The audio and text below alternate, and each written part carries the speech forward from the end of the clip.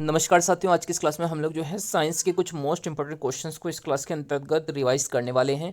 तो चलिए करते हैं क्लास की शुरुआत। सबसे पहला जो प्रश्न है, ध्वनि तरंगों में कौन सी घटना घटित नहीं होती है। तो देखिए, ध्वनि तरंगों के अंदर ध्रुवण, जिसको पोलराइजेशन कहा जाता है, यह घटना घटित नहीं होती है।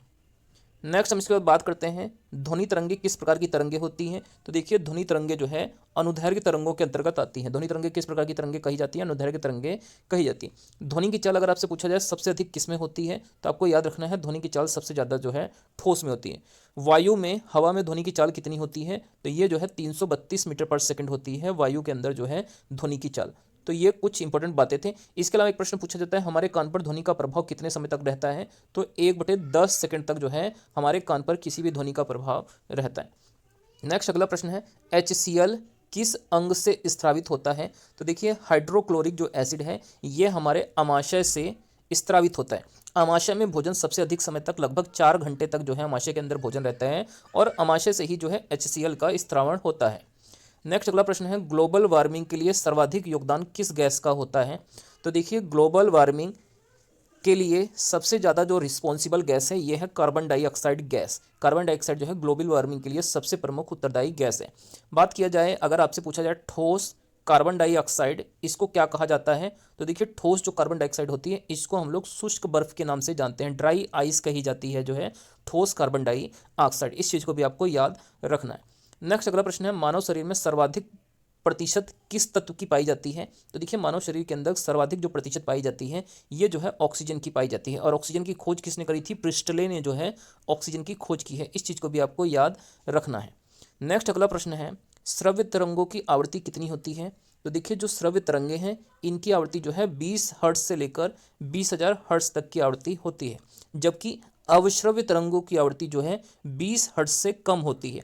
और जो पराश्रव्य तरंगे होती हैं उनकी आवृत्ति जो है 20 हर्ट्ज से अधिक हो जाती है। 20 हर्ट्ज से अधिक जो है पराश्रव्य तरंगों की आवृत्ति हो जाती है। तो यहाँ पर पूछा गया था श्रव्य तरंगों की आवृत्ति कितनी होती है, तो आपको याद रखना है 20 हर्ट्ज से लेकर 20,000 हर्ट्ज के मध्य। नेक्स्ट अगला प्रश्न है, हींग किससे प्राप्त किया जाता है? तो देखिए, हींग की प्राप्ति जो है जड़ों से की जाती है। पौधों के जड़ों से जो है हींग को प्राप्त किया जाता है। नेक्स्ट अगला प्रश्न है, गाड़ी की बैटरी में कौन से अम्ल का प्रयोग हो जाता है?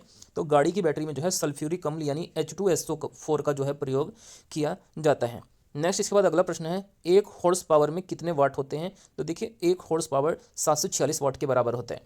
वाट किसका मात्रक होता है? तो आपको याद रखना है कि वाट जो है शक्ति का मात्रक होता है। शक्ति क्या होता है? कार्य करने की जो दर होती है उसी को शक्ति कहा जाता है। P = W/T, ये शक्ति निकालने का जो है फॉर्मूला होता है। नेक्स्ट अगला प्रश्न है, ठोस में ऊष्मा का संचरण किस विधि के द्वारा किया जाता है?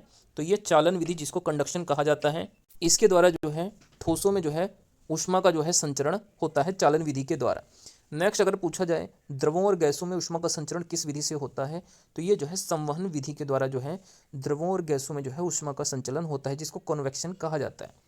नेक्स्ट इसके बाद अगला प्रश्न है, ये हमारा टेम्परेचर से रिलेटेड प्रश्न है अगला, कि केल्विन टेम्परेचर किस प्रकार से चेंज किया जाता है? तो अगर आप सेल्सियस टेम्परेचर में जो है 273 डिग्री जोड़ देंगे तो ये जो है केल्विन में चेंज हो जाता है।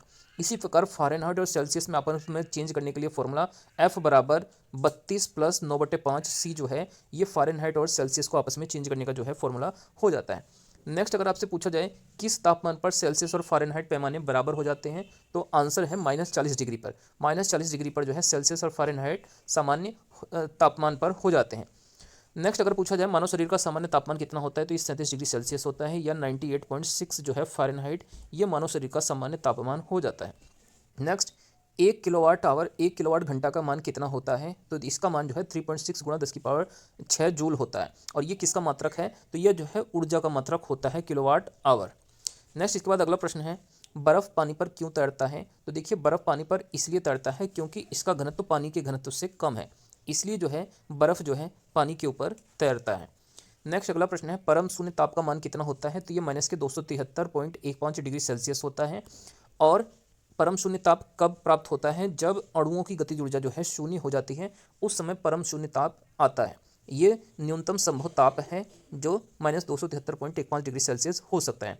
तो दोस्तों, ये आज के हमारे साइंस के कुछ मोस्ट इंपॉर्टेंट क्वेश्चन थे। तो चलिए दोस्तों, एक बार हम लोग फटाफट इन क्वेश्चंस को जो है रिवाइज कर लेते हैं।